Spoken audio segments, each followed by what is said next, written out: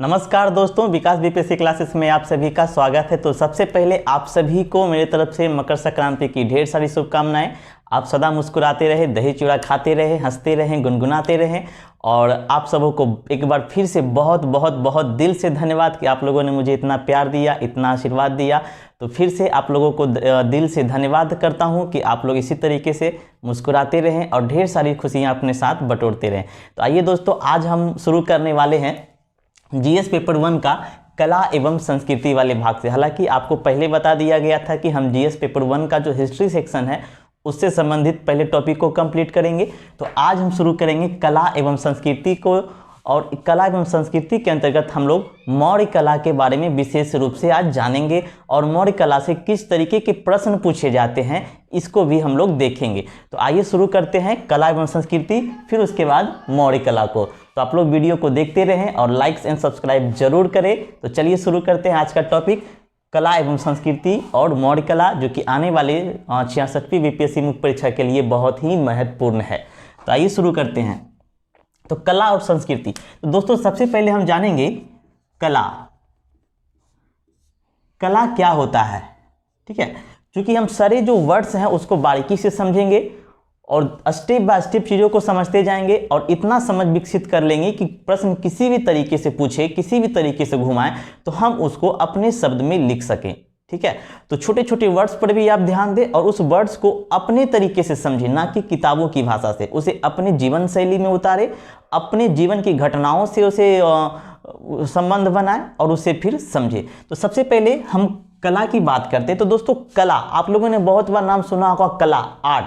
कभी कभी आपने रियलिटी शो देखा होगा या फिर किसी को परफॉर्मेंस करते देखा होगा, डांसिंग का, सिंगिंग का, पेंटिंग का। तो भाई कहते होंगे भाई क्या कला है बंदे में, क्या बात है, टैलेंट है, क्या कला है ना, ऐसा बात निकलता है। तो कला क्या होता है दोस्तों, कि आप लोग मोटे शब्द में समझें कि कला क्या होता है ना, कि जब आपके अंदर कोई कौशल है, ठीक है, आपके अंदर किसी भी प्रकार का कौशल है और जब उस कौशल को आप किसी भी रूप में अभिव्यक्त करते हैं, यानी उस कौशल की अभिव्यक्ति करते हैं, वही दोस्तों कला कहलाता है, ठीक है। जैसे यदि आप अच्छे डांसिंग कर रहे हैं और किसी के सामने आपने डांस को अभिव्यक्ति किया, डांस को दिखाया और उनको अगर डांस पसंद आया तो बोलता है वाह कितना अच्छा डांस किया, तो वह डांस क्या हो गया, आपके लिए कला हो गया। कोई अच्छा पेंटिंग कर रहा है वो भी कला है, कोई अच्छा सिंगिंग कर रहा है वो भी एक कला है। तो आपके अंदर जो स्किल है, और जब वो स्किल को हम क्या करते हैं, उस कौशल को जब हम क्या करते हैं कि अभिव्यक्त करते हैं, यानी कि किसी मूर्त रूप में प्रदान कर देते हैं, तो वही क्या कहलाता है, हमारा कला कहलाता है, ठीक है। तो कला की अभिव्यक्ति की बहुत सारे माध्यम होते हैं, जैसे कोई पेंटिंग, कोई डांसिंग, कोई मूर्ति बना करके किया, कोई सैड स्टोन बना करके किया। तो बहुत सारी इसकी अभिव्यक्ति होती है और बहुत सारे कलाएं भी होती है। लेकिन अभी जो हम पढ़ेंगे इसके अंतर्गत वो प्राचीन भारतीय कलाओं के बारे में पढ़ेंगे कि प्राचीन भारतीय में कला का विकास कैसे प्रारंभ हुआ, कैसे उसने पूरे विश्व में भारत को कला के क्षेत्र में एक महान कीर्तिमान स्थापित किया। तो इस कला के बारे में पढ़ेंगे। तो कला को यदि हम देखें तो प्राचीन भारतीय कलाओं की दृष्टि में कला हमको इस प्रकार से परिभाषित कर सकते हैं कि कला जो होता है वह किसी भी काल का जो मानवीय कल्पना होते हैं उनको प्रदर्शित करता है। यानी कला किसी भी काल के मानवीय कल्पनाओं को प्रदर्शित करता है, ठीक है। जैसे कि हम कोई किसी भी काल में किसी व्यक्ति ने कुछ सोचा और जब वो अपनी सोच को, यानी कि जो कल्पना किया, जब वो अपनी कल्पना को किसी माध्यम में या किसी मूर्त रूप में उसे क्या करता है, अभिव्यक्ति कर देता है, वही क्या कहलाता है, कला कहलाता है। तो कह सकते हैं कि कला किसी भी काल के मानवीय कल्पनाओं के मूर्त रूप को क्या करता है, प्रदर्शित करता है, ठीक है। अब कला की बात करें तो प्राचीन भारतीय इतिहास के संदर्भ में कला के कई रूप दिखाई देते हैं, ठीक है। कला के कई रूप दिखाई देते हैं, जिसमें से हम अगर बात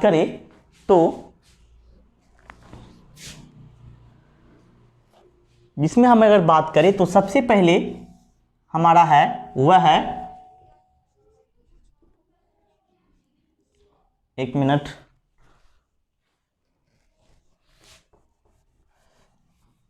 ठीक है। तो कहां पे थी दोस्तों, हाँ, तो भारतीय कला एवं संस्कृति की बात करें तो भारतीय कला एवं संस्कृति की कई रूप दिखाई देते हैं। सबसे पहले जो हम बात करते हैं वह है हमारा हड़प्पा कालीन कला, ठीक है। पहला हमारा कौन है, हड़प्पा कालीन कला। दूसरा यदि हम बात करते हैं तो वह है हमारा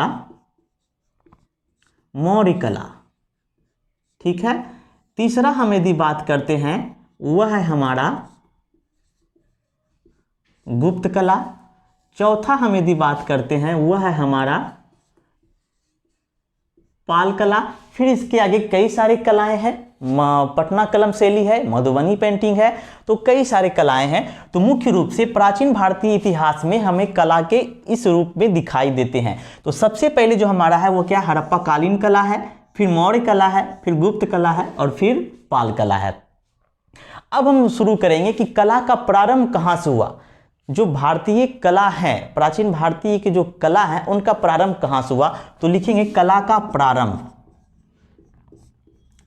कला का प्रारंभ। आप लोग इसे अपने नोटबुक पे नोट करते जाएं, आपको ये नोट्स की तरह काम आएगा। तो कला का प्रारंभ, तो दोस्तों कला का जो प्रारंभ हुआ वह हड़प्पा काल से ही माना जाता है। यानी कला का प्रारंभ प्राचीन भारतीय इतिहास में कला का प्रारंभ हड़प्पा काल से ही माना जाता है, ठीक है।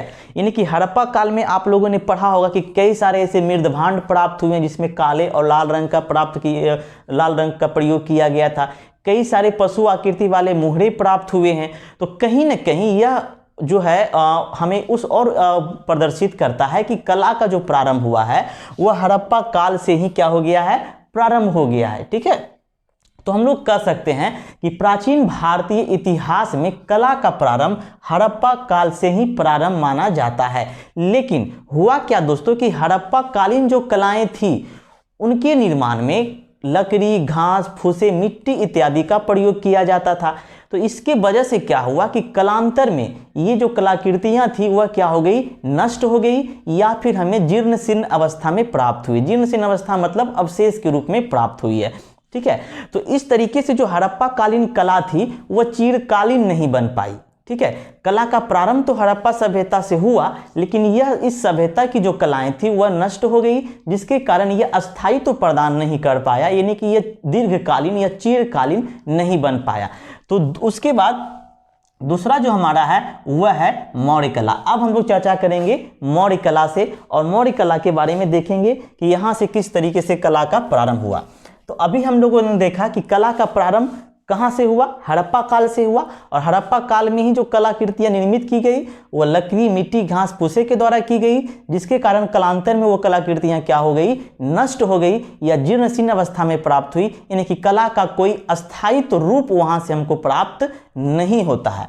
अब हम देखेंगे मौर्य कला। दोस्तों मौर्य कला बहुत ही इंपॉर्टेंट है, मौर्य कला बहुत ही इंपॉर्टेंट है और यहाँ से आपके प्रश्न पूछे जाते हैं बीपीएससी मुख्य परीक्षाओं में कि मौर्य कला की विशेषताओं का वर्णन करें, मौर्य कला के ईरानी कला के साथ संबंध का वर्णन करें, मौर्य कला का आलोचनात्मक वर्णन करें या मौर्य कला की विशेषताओं का वर्णन करें तथा बौद्ध धर्म के साथ इसके संबंध की व्याख्या करें। तो इस तरीके के प्रश्न यहाँ से पूछे जाते हैं और लगभग प्रत्येक वर्ष गैप करके पूछे जाते हैं। तो आज हम देखते हैं मौर्य कला के बारे में। तो दोस्तों जहां हमने देखा था इसके पहले कि कला का जो प्रारंभिक इतिहास प्रारंभ होता है वह हड़प्पा काल से प्रारंभ होता है, वहीं दूसरी ओर अगर कला की वास्तविक प्रारंभ कहा जाए, यानी कि भारतीय प्राचीन इतिहास में कला का वास्तविक प्रारंभ जो होता है वह मौर्य काल से होता है, ठीक है। तो सबसे पहले हम पॉइंट क्या देंगे कि इस काल में क्या हुआ, कला का वास्तविक रूप से प्रारंभ हुआ, यानी कि यह वास्तविक रूप से विकास हुआ। तो मौर्य कला में क्या हुआ, कला का वास्तविक रूप प्रारंभ हुआ। अब यह वास्तविक रूप क्यों प्रारंभ हुआ, क्यों यह वास्तविक रूप कला के दिखाई देते हैं मौर्य काल में, चूंकि मौर्य काल में जो प्रयोग किया गया, मौर्य काल के कलाओं में जो प्रयोग किया गया उसमें पाषाण का प्रयोग किया गया। पाषाण यानी कि पत्थर, पाषाण कला का प्रयोग किया गया। तो मौर्य कलाओं में क्या किया गया कि पाषाण का प्रयोग किया गया, जिससे कला क्या हो गई, चिरकालीन हो गई, यानी कि वह अधिक समय तक अस्थायित्व प्रदान कर लिया और इसीलिए इसे क्या कहा जाता है, मौर्य कला में वास्तविक रूप से कला का प्रारंभ माना जाता है। यानी कि कह सकते हैं हम इसे कि प्राचीन भारतीय इतिहास में कलाओं का वास्तविक प्रारंभ जो है वह मौर्य काल से माना जाता है, क्योंकि मौर्य शासकों ने कलाओं में पाषाण के प्रयोग से न केवल कला को चिरकालीन बनाया बल्कि कला में पाषाण के प्रयोग की प्रेरणा भी दी। इससे पहले कला में जो है वह पाषाण के प्रयोग नहीं किया जाता था। इसके पहले हम लोगों ने बताया कि हड़प्पा काल में जो है वो लकड़ी, मिट्टी, घास फूसे की निर्मित की गई थी कलाकृतियां, लेकिन मौर्य काल में ही ऐसा पहला बार हुआ जब कला में पाषाण का प्रयोग किया गया, जिससे कला जो है वह चिरकालीन बनी और आने वाले जो शासक थे उनके लिए कलाओं में पाषाण के प्रयोग की प्रेरणा भी दिया। तो यहाँ से हम मौर्य काल के बारे में जानते हैं। ठीक है, अब मौर्य काल में जो कला का रूप है उसके कई रूप दिखाई हमें देते हैं। ठीक है, यानी कह सकते हैं कि मौर्य काल में कलाओं के दो रूप दिखाई देते हैं। उन दोनों रूपों की हम चर्चा करेंगे। ठीक है, मौर्य कला में कला के दो रूप दिखाई देते हैं। पहला जो हमारा है वह है राजकीय कला। ठीक है, और दूसरा जो हमारा है वह है लोक कला यानी कि जन कला। ठीक है, तो मौर्य काल में कला के मुख्य रूप से दो रूप दिखाई देते हैं। पहला राजकीय कला और दूसरा लोक कला। आप सभी जानते हो कि मौर्य वंश जो था यानी कि मौर्य शासक जो थे वह केवल शासक, निर्माता और कुशल प्रशासक ही नहीं थे, बल्कि उन्होंने कला के क्षेत्र में भी बहुत योगदान दिया, अपना अग्रणी योगदान दिया है कला के क्षेत्र में। यानी कि वह शासक, निर्माता और कुशल प्रशासक होने के साथ साथ कला के क्षेत्र में भी काफ़ी योगदान दिया है। तो उसके अंतर्गत जो हम कला देखते हैं वह दो रूप से देखते हैं, एक राजकीय कला और दूसरा लोक कला। अब राजकीय कला यहाँ के नाम से स्पष्ट है। राजकीय कला यानी राजाओं की कला, यानी कि राजकीय कला जो था वह राजाओं के संरक्षण में होता था। यानी कि इस कला को शासकों का, जो मौर्य वंश के जो शासक होते थे उनका संरक्षण प्राप्त था, यानी उनके देख रेख में यह कला किया जाता था, उनका इनमें काफ़ी सहयोग होता था। तो इस तरीके से राजकीय कला जो होता था वह मौर्य शासकों के संरक्षण में किया जाता था। वहीं दूसरी ओर यदि लोक कला की बात किया जाए तो यह आम जीवन शैली की कला थी, यानी जो आम लोग होते हैं उनकी क्या कल्पनाएं होते हैं, किस तरीके से सो रहे हैं, किस तरीके से खा रहे हैं, उनकी यह जीवन शैली की कला थी। तो लोक कला जो थी वह क्या थी, आम लोगों की जीवन शैली की कला थी। तो इससे हमको यह देखने को क्या मिलेगा कि जब राजकीय कला और दूसरा क्या है लोक कला, तो राजकीय कला को क्या था कि मौर्य शासक के संरक्षक प्राप्त था। तो निश्चित सी बात है कि राजकीय कला जो होंगे वह लोक कला से अधिक विकसित होंगे। क्यों विकसित अधिक होंगे? क्योंकि राजकीय कला को क्या था, मौर्य शासकों का संरक्षक प्राप्त था। तो हम देखने से मिलता क्या है कि राजकीय कला जो है वह लोक कला की अपेक्षा अधिक विकसित एवं समृद्ध थी। क्योंकि हम लोग सभी जानते हैं कि मौर्य शासक जो थे प्राचीन भारतीय इतिहास में पहला ऐसा शासक थे, पहला ऐसा वंश थे जो सबसे समृद्ध और शक्तिशाली थे।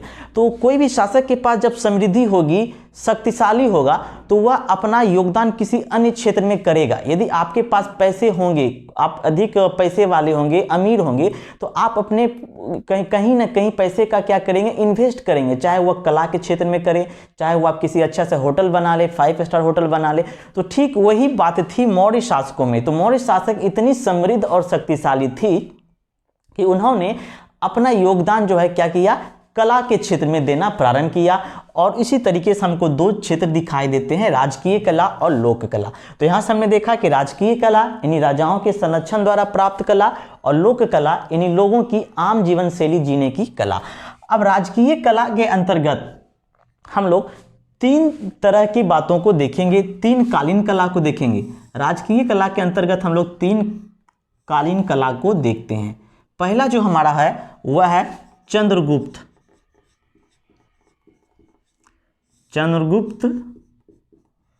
मौर्य कालीन कला। ठीक है, पहला हमारा क्या है, चंद्रगुप्त मौर्य कालीन कला। दूसरा हमारा है अशोक कालीन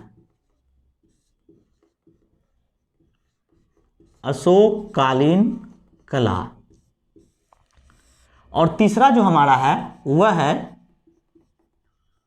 दशरथ कालीन कला। ठीक है, तो राजकीय कला में हम लोग 3 शासकों के संदर्भ में कला के विकास को पढ़ेंगे। पहला चंद्रगुप्त मौर्यकालीन कला, दूसरा अशोक कालीन कला और तीसरा दशरथ कालीन कला। क्योंकि मौर्य वंश के शासक निर्माता कौन थे, तो वह चंद्रगुप्त मौर्य थे। तो कला का प्रारंभ ही चंद्रगुप्त मौर्य से प्रारंभ होता है मौर्य काल में। अब चंद्रगुप्त मौर्य कालीन कला की यदि बात किया जाए तो ये हमको दिखाई देता है राजप्रसाद के रूप में। कहाँ दिखाई देता है, राजप्रसाद के रूप में। और यह राजप्रसाद जो है वह कहाँ स्थित था, तो पाटलिपुत्र के कुम्हरार में स्थित था। ठीक है, तो चंद्रगुप्त कालीन मौर्य कला का एक उत्कृष्ट उदाहरण जो हमें दिखाई देता है वह राजप्रसाद के रूप में दिखाई देता है। और यह राजप्रसाद कहाँ था, तो पाटलिपुत्र के कुम्हरार में स्थित था। और वर्तमान समय में आप यदि पटना के कुम्हरार पार्क में जाइएगा तो वर्तमान समय में भी यह देखने को मिलता है। दूसरा, यदि हम फिर इसकी चर्चा आगे करेंगे, दूसरा हम अब आएंगे अशोक कालीन कला पे। तो अशोक कालीन की समय में, अशोक के काल के समय में क्या हुआ कि मौर्य शासक और भी समृद्ध एवं शक्तिशाली हो गए। तो अशोक के काल में कला की और भी बहुत ज़्यादा विकास हुआ, यानी अशोक ने कला के क्षेत्र में और भी ज़्यादा योगदान दिया। और इसके अंतर्गत हम लोग क्या देखते हैं कि सबसे पहले स्तंभ, मौर्य कला का सबसे उत्कृष्ट उदाहरण किसे माना जाता है, तो स्तंभ हो गया। दूसरा हमारा क्या हो गया, स्तूप। ठीक है, और तीसरा हमारा क्या हो गया, गुहा विहार, जिसे हम लोग गुफा बोलते हैं। तो ये 3 तरह के कला को देखेंगे। तीसरा जो हमारा है वह है दशरथ कालीन कला। दशरथ यानी जो कि अशोक के पोते थे, उनके काल में भी कला का निर्माण किया गया। और उनके काल में क्या किया गया, गुहा विहार, जिसको कि हम लोग गुफा बोलते हैं। आजीविक जो संप्रदाय थे उनके लोगों को रहने के लिए दशरथ के द्वारा क्या किया गया, नागा अर्जुन की पहाड़ी पर, ठीक है, नागा अर्जुन की पहाड़ी पर क्या किया गया, गुफा बनाया गया। किसके रहने के लिए, आजीविकों के रहने के लिए। तो ये 3 तरह के हम लोग राजकीय कला के अंतर्गत बांटेंगे, चंद्रगुप्त मौर्यकालीन कला, अशोक कालीन कला, दशरथ कालीन कला। चंद्रगुप्त मौर्यकालीन कला में हम लोग राजप्रसाद देखेंगे। राजप्रसाद जो था वह कहाँ था, पाटलिपुत्र के कुम्हरार में स्थित था। दूसरा, अशोक कालीन कला के अंतर्गत हम स्तंभ को पढ़ेंगे, स्तूप को, और फिर गुहा विहार को। दशरथ कालीन कला में हम लोग क्या देखेंगे, गुहा विहार को देखेंगे। और यह गुहा विहार जो बनाया गया था नागार्जुन की पहाड़ी पर बनाया गया। याद रखिए, अशोक कालीन जो गुहा विहार बनाया गया था वह बराबर की पहाड़ी पर बनाया गया था। ठीक है, और दशरथ कालीन जो गुहा विहार बनाया गया था वह नागार्जुन की पहाड़ी पर बनाया गया था। ठीक है, तो इस तरीके से आप कॉलम बना करके पहले लिखने का प्रयास करें, तब आपको ज्यादा अंक जो है मिलेंगे। दूसरी ओर हम देखेंगे लोक कला। लोक कला यानी कि जो बताया गया था कि लोक कला क्या थी, आम लोगों की जीवन शैली की कला थी। तो लोक कला के अंतर्गत हम लोग जो देखते हैं वह क्या था, मूर्ति कला। ठीक है, दूसरा क्या था, दूसरा हमको जो प्राप्त हुआ वह है यमनी की मूर्ति। तीसरा क्या है, तीसरा जो हमें प्राप्त हुआ था वह क्या था, जैन तीर्थंकरों की मूर्ति। ठीक है, मूर्ति कला के अलावा भी हमें प्राप्त हुआ है, उसको बोलते हैं मृदभांड। ठीक है, तो ये हमारा लोक कला। तो आप लोग देख रहे होंगे कि राजकीय कला की अपेक्षा में लोक कला का काफी कम विकास हुआ है। क्यों कम विकास हुआ है, तो इसके कारण मैंने पहले ही बताया था कि राजकीय कला को क्या था कि मौर्य शासकों का संरक्षक प्राप्त था और ये अधिक से अधिक योगदान उनमें करते थे। लेकिन लोक कला को राजकीय शासक का कोई भी संरक्षक प्राप्त नहीं था, यानी यह एक आम लोगों की कला थी। तो अब हम देखते हैं, इस सब को बारी बारी से देखेंगे कि राजप्रसाद की क्या विशेषता थी, स्तंभ की क्या विशेषता थी, गुहा विहार, और इस सब के बारे में हम लोग बारी बारी से पढ़ेंगे। यदि आपके प्रश्न में पूछा जाए कि मौर्य कला की विशेषताओं का वर्णन करिए, तो आपको इस तरीके से एक चार्ट बनाना होगा, फिर बारी बारी से क्या करना होगा, सबों का वर्णन करते हुए आपको निष्कर्ष की ओर जाना होगा। ठीक है, तो अब हम देखते हैं राजप्रसाद। ठीक है, राजप्रसाद की ओर देखते हैं।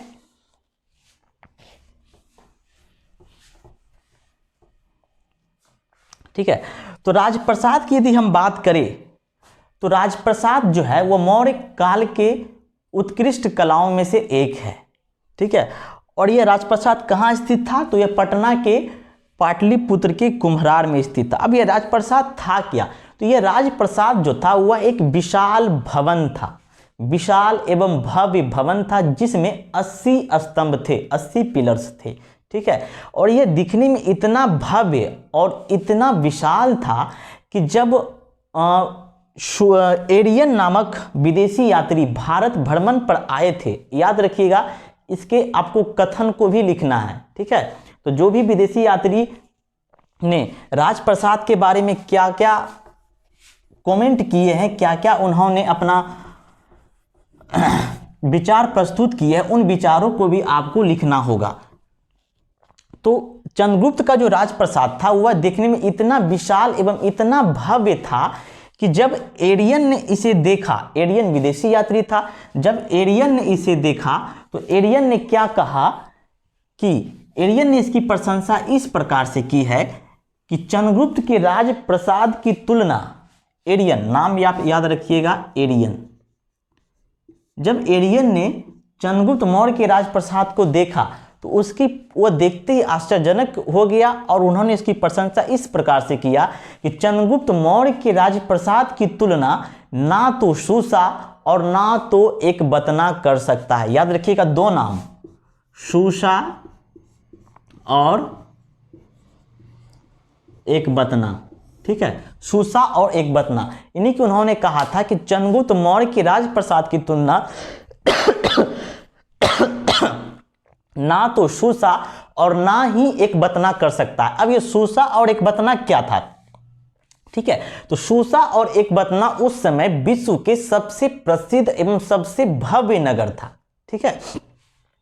तो एरियन ने इतनी बड़ी बात कह डाली किसको देख करके, चंद्रगुप्त मौर्य के राजप्रसाद को देख करके कि चंद्रगुप्त मौर्य का जो राजप्रसाद है उनकी शान और शौकत की तुलना ना तो सूसा और ना तो एक बतना जैसे नगर कर सकते हैं। सोचिए, अब आप अनुमान लगाइए कि वह कितना भव्य और विशाल होगा राजप्रसाद, ठीक है।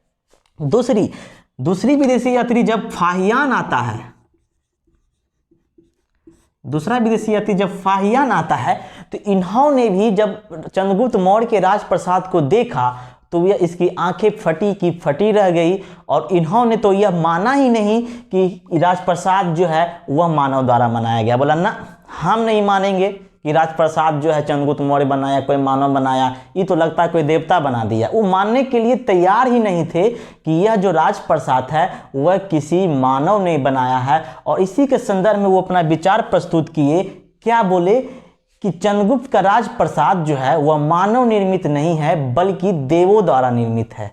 सोचिए कितनी बड़ी बात उन्होंने कह डाली कि चंद्रगुप्त का जो राजप्रसाद है वह मानव निर्मित नहीं है, मतलब हम नहीं मान सकते हैं कि इसको मानव बनाया है, यानी कि इसे जो है देवता बनाया है, यह देवों द्वारा निर्मित है। तो इतनी बड़ी बात जो है वह चंद्रगुप्त के राजप्रसाद के बारे में कह डाला, किसने, फाहियान ने। तो अब आप अनुमान लगाइए कि चंद्रगुप्त का जो राजप्रसाद था वह देखने में कितना भव्य और कितना आकर्षक, कितना विशाल रहा होगा, ठीक है। तो इसकी विवरण हम लोग को इस यात्रियों की जो वर्णन किया है उनके बारे में उससे हमको मिलता है। दूसरा बात करें तो चंद्रगुप्त का जो राजप्रसाद था उनकी फर्श और जो सतहें थी वो लकड़ी के बना था, ठीक है। कैसा बना था, वह लकड़ियों का बना था, ठीक है। तो इस तरीके से हम लोग चंद्रगुप्त के राजप्रसाद के बारे में लिखेंगे। अब दूसरा हम लोग आएंगे अशोककालीन कला में। तो अशोककालीन कला की यदि बात किया जाए तो पहला हमारा क्या था, स्तंभ, ठीक है।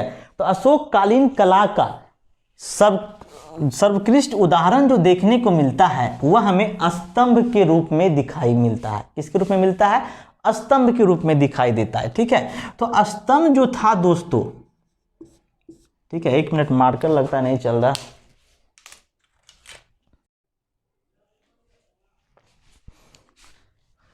हाँ तो दोस्तों हम लोग चर्चा कर रहे थे अशोककालीन स्तंभ के बारे में। चूंकि हमारे कुछ अभी मित्र आ गए थे इसलिए वीडियो को बीच में ही पॉज करना पड़ा। तो चलिए फिर से शुरू करते हैं। अशोककालीन स्तंभ के बारे में हम लोग चर्चा कर रहे थे। तो दोस्तों अशोककालीन स्तंभ जो है वह मौर्य कला के सर्वोत्कृष्ट उदाहरण में से एक है। यानी कि स्तंभ जो बनाया गया था वह अशोक के द्वारा बौद्ध धर्म के प्रचार के लिए बनाया गया था।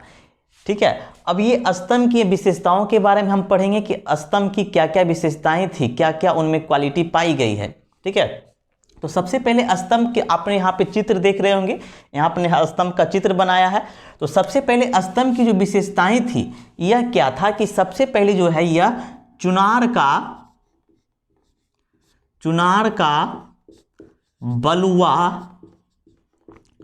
पत्थर से निर्मित किया गया है। यानी अशोक के जो स्तंभ हैं वह चुनार के बलुआ पत्थर से निर्मित किए गए हैं। यह अत्यधिक चमकदार, यानी कि इसमें जो है अत्यधिक चमकदार पॉलिश की गई है। क्या की गई है? इसमें अत्यधिक चमकदार पॉलिश की गई है, और यह पॉलिश इतने अच्छे ढंग से की गई है कि आज भी इसकी चमक बरकरार है। ठीक है, तो सबसे पहले क्या देखेंगे स्तंभ में, तो स्तंभ जो है वह अशोक के द्वारा बनवाया गया था। किस लिए बनवाया गया था? तो बौद्ध धर्म के प्रचार के लिए। ठीक है, और यह जो बनाया गया था वह चुनार के बलुआ पत्थर से बनाया गया था। इसमें अत्यधिक चमकदार पॉलिश की गई है, और आज भी यानी वर्तमान समय में भी इसकी चमकदार उतनी ही बरकरार है जितनी की पहले थी। तीसरा क्या है कि यह लंबा, सुडौल एवं एकास्मक है। ठीक है, तीसरा इसकी विशेषता क्या है कि यह लंबा है, सुडौल है और एकास्मक है। जैसा कि आप चित्र में देख रहे हैं, तो यह आधार की तरफ जो है क्या है, चौड़ा है। अशोक का जो स्तंभ है वह आधार की तरफ चौड़ा है, और जैसे जैसे ये शीर्ष की ओर बढ़ता है तो धीरे धीरे इसकी जो चौड़ाई है वह क्या हो जाती है, कम हो जाती है। तो सबसे पहले क्या है कि यह क्या है, लंबा है, यानी आधार से लेकर के शीर्ष तक क्या है, लंबा जैसा प्रतीत होता है। आधार की तरफ यह चौड़ा है और शीर्ष की तरफ क्या है, सकरा है। दूसरा क्या है कि सुडौल है, मतलब देखने में एकदम सीधा सुडौल सा प्रतीत होता है। तीसरा क्या है कि सबसे बड़ी इसकी क्वालिटी क्या है कि यह एकास्मक है। एकास्मक कहने का मतलब क्या है कि यह जो आप पार्ट देख रहे हैं यह एकास्मक है। एकास्मक कहने का मतलब यह एक ही पत्थर को काट करके बनाया गया है। अब जरा आप ध्यान दें कि जिस समय यह स्तंभ बनाया गया था यानी मौर्य काल में, उस समय यातायात के साधनों में कितनी अभाव रही होगी, और उस समय में इतने बड़े पत्थरों को काट करके एक ही पत्थर से बना इस स्तंभ को एक स्थान से दूसरे स्थान ले जाने में कितनी मेहनत का मतलब सामना करना होगा, कितनी परेशानियों का सामना करना होगा, कितनी परेशानियों का सामना करना पड़ा होगा।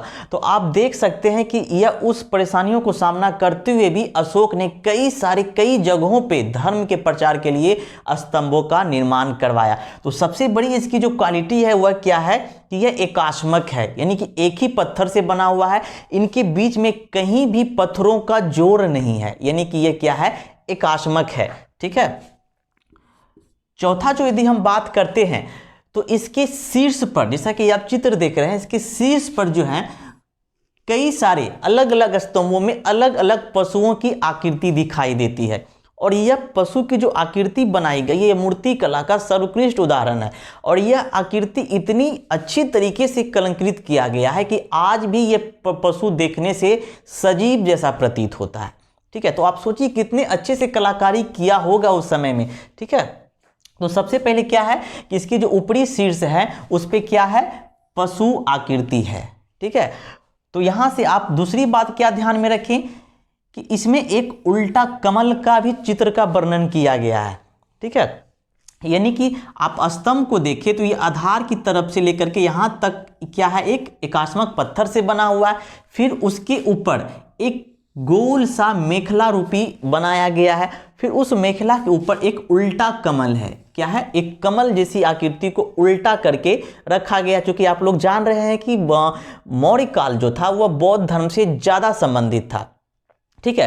तो ये कमल कहीं ना कहीं आपको दिखाता है कि वह बौद्ध धर्म से किस तरीके से संबंध रखता था, बौद्ध धर्म से वह किस तरीके से रुचि रखता था। तो यह कमल कहीं ना कहीं जो लिया गया था वह बौद्ध धर्म से ही लिया गया था।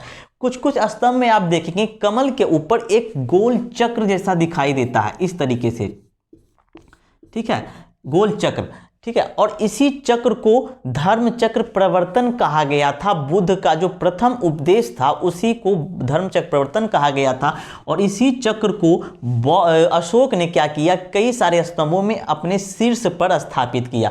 तो इस तरीके से आप कलाकृतियों को देखने से मिलता है कि मौर्य काल का संबंध किस तरीके से बौद्ध धर्म से रहा है। तो ये आप अशोककालीन जो है स्तंभ को देख सकते हैं। आप याद रखिए जब भी इस प्रश्न को लिखें तो आप साइड में इस तरीके का स्तंभ का चित्र जरूर बनाएं, ठीक है। तो इस तरीके से स्तंभ की हमने क्या क्या विशेषता देखा कि चुनार के बलुआ पत्थर से बना हुआ है, इसमें अत्यधिक चमकदार पॉलिश की गई है और यह पॉलिश इतनी अच्छी तरीके से तराशा गया है कि आज भी इसकी चमक जो है वह बरकरार है।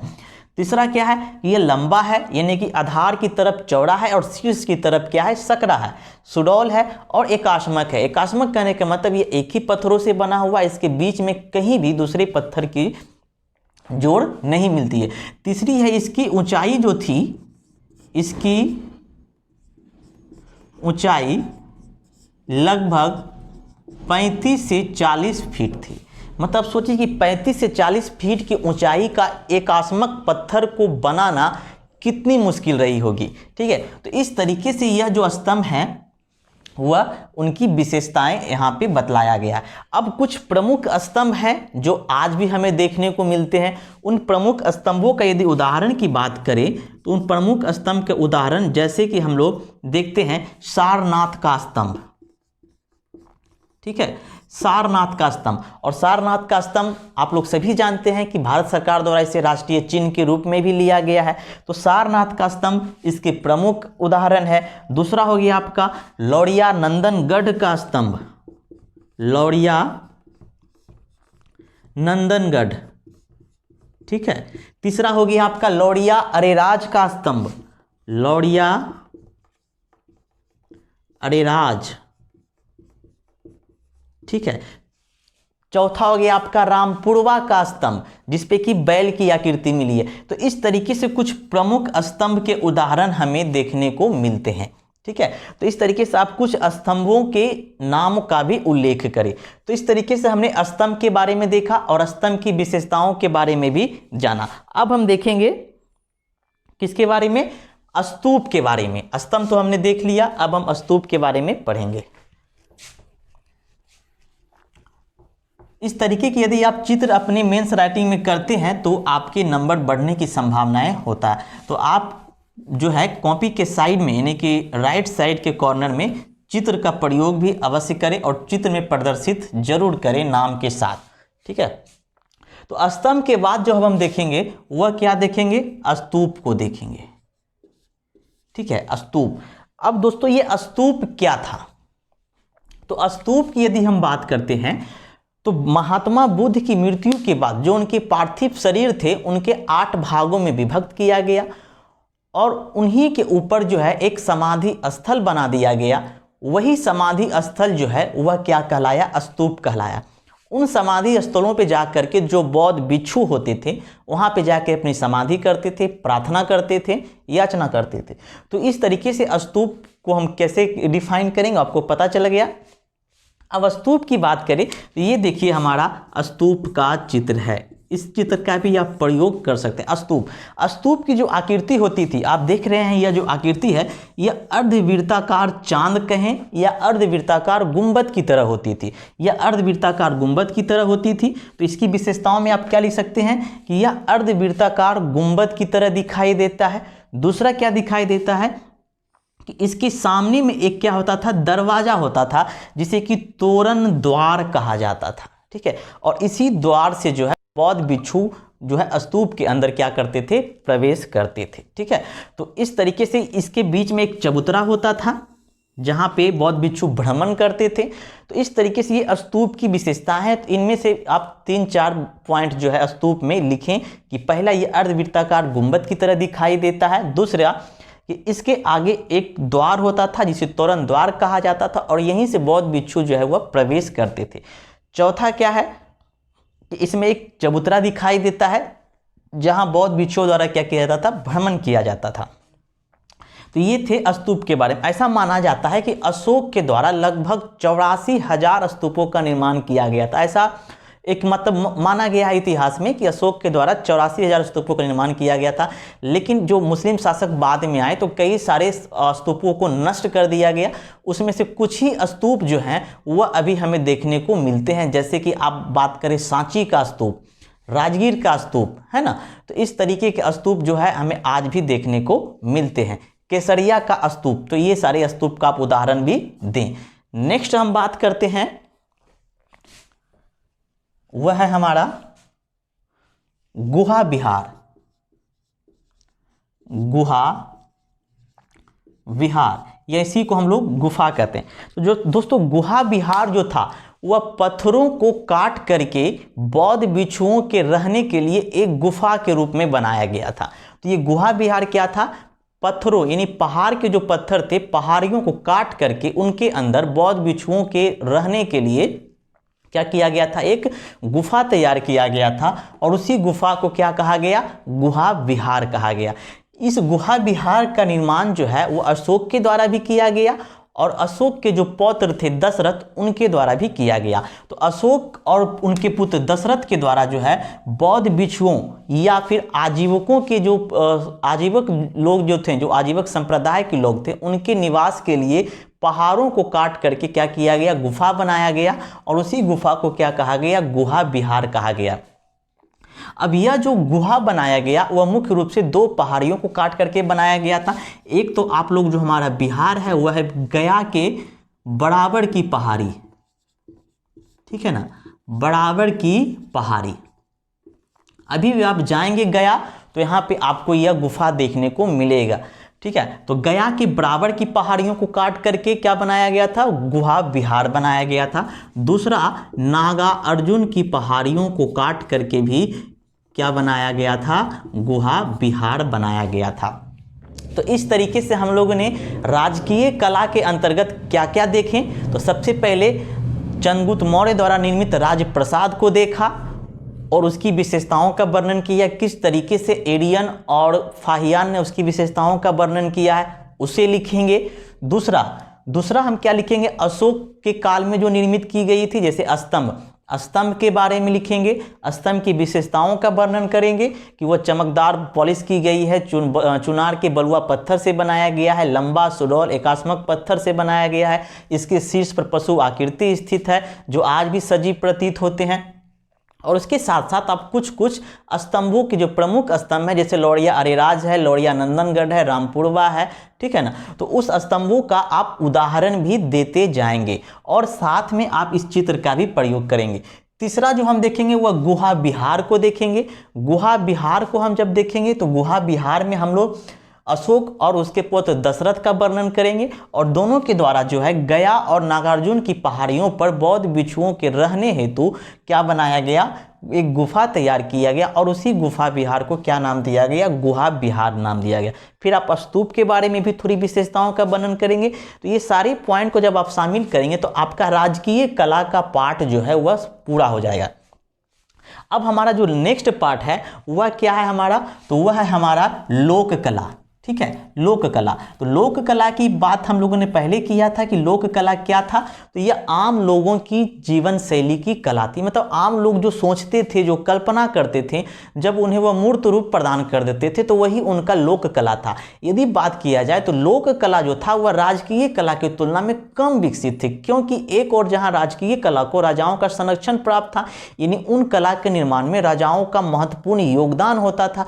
दूसरी ओर जो जन कला थी वो उनको राजकीय राजाओं द्वारा संरक्षण प्राप्त नहीं था, इसलिए उनकी तुलना में जो लोक कला थे उनके उदाहरण कम प्रतीत होते हैं, यानी कि उनके साक्ष्य कम मिलते हैं और वह कम मात्रा में विकसित हुए। फिर भी कुछ जो लोक कलाएं हैं वह आज भी हमें देखने को मिलते हैं। जैसे कि हम बात करते हैं कि पटना के दीदारगंज से,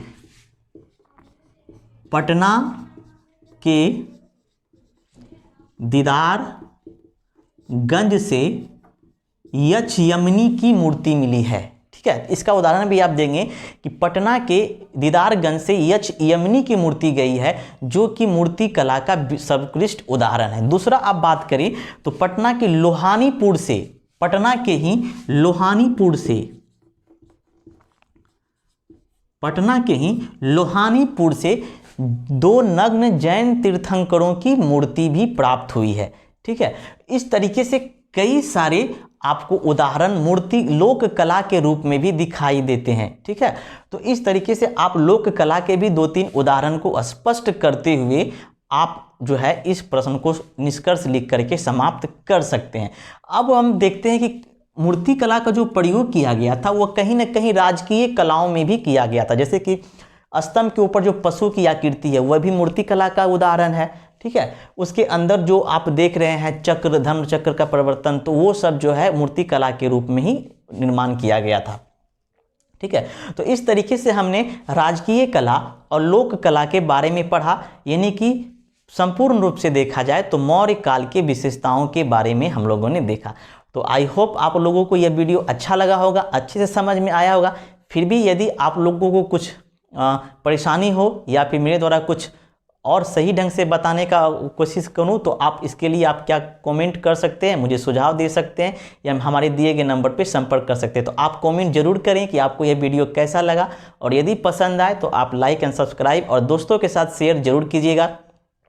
अब अगले बार जब आप लोग ये वीडियो देखेंगे तो हम इसके जो प्रश्न बनते हैं, इसके इस टॉपिक से जो मौर्य कला हैं उनसे कई तरह के प्रश्न बनते हैं, और कई तरह के प्रश्न लगातार पीपीएससी मुख्य परीक्षाओं में पूछे गए हैं। तो उन सभी प्रश्नों को हम आपसे लिखवाएंगे और आपकी कॉपी मंगवाएंगे, फिर उसे मैं चेक करूंगा और चेक करके फिर आपको बताया जाएगा कि आप कहाँ पे त्रुटि किए हैं और आपको कौन कौन से तथ्य को और शामिल करना होगा। तो अब अगला प्रयास हमारा ये रहेगा कि इनसे संबंधित जो प्रश्न पूछे गए हैं उनको आप पर तैयारी करवाया जाए, यानी लिखने का प्रयास आपका करवाया जाए। जो हमारा आंसर राइटिंग प्रोग्राम चल रहा है उसमें यदि आप शामिल होना चाहते हैं तो आप हमारे नंबर पर संपर्क करें या फिर कमेंट में आप हमसे संपर्क कर सकते हैं। तो चलिए आज का वीडियो यहीं तक मौर्य कला, फिर ये हमारा मौर्य कला भाग 1 है। अगला वीडियो में मौर्य कला भाग 2 भी आएगा, क्योंकि अगले वीडियो में हम यह बताएंगे कि मौर्य कला और ईरानी कला के बीच क्या संबंध रहे, क्योंकि बहुत सारे आलोचक हैं, जो इतिहासकार है, जो विश्व के इतिहासकार है, वह मौर्य कला को जो है वह ईरानी कला का अनुकरण बताया है। तो किस तरीके से वह मौर्य कला को ईरानी कला का अनुकरण बताया है तो उसको हम खंडन करेंगे। दोनों बातों को देखेंगे कि किस तरीके से मौर्य कला और ईरान कला में समानता पाई गई है।